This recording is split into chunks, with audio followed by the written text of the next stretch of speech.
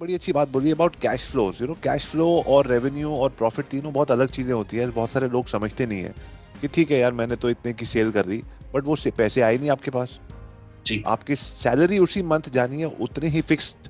Correct. आपने मान लीजिए आपने महीने में 1 करोड़ की सेल करी, आपका 50 लाख का खर्चा है, आपकी कलेक्शन भी 50 लाख हुई है, तो इट्स सो डिफरेंट। तो थोड़ा इस बारे में बताएंगे कि how how should young agencies which are starting off and everything cash flow की आपकी क्या राय रहेगी उनको?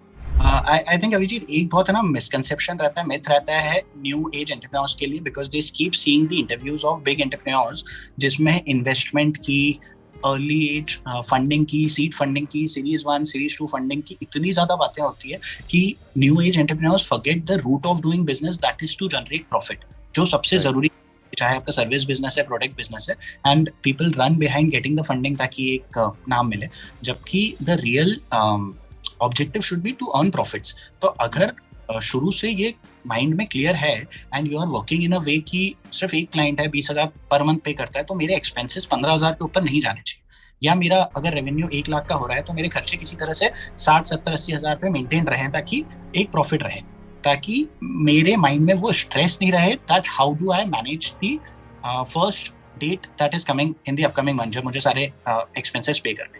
अगर आपका माइंड पीस पे है तो आप अपना माइंड बिजनेस को डेवलप करने पे, नए क्लाइंट्स लाने पे, उनके लिए कुछ अच्छा काम करने पे मैनेज कर पाओगे। अगर आप सिंपल सा ये रेशियो ध्यान नहीं रख रहे हो, या आप फंडिंग के पीछे भाग रहे हो, तो उसमें जो मेन आपको जहाँ पे टाइम देना चाहिए वहां पे आप नहीं दे पाओगे, और पूरी फिर गाड़ी हिल जाती है। बुक माई शो के ओनर का नाम मैं मिस कर रहा हूँ, उनका एक बहुत अच्छा बेहतरीन इंटरव्यू उन्होंने दिया था, in which he from beginning told he was very focused to manage that thing कि इन्वेस्टमेंट नहीं लेना है, we have to bootstrap, but we have to take care that company should always be in profit. Roots strong रहेंगे तो लंबे रास्ते गाड़ी चलेगी।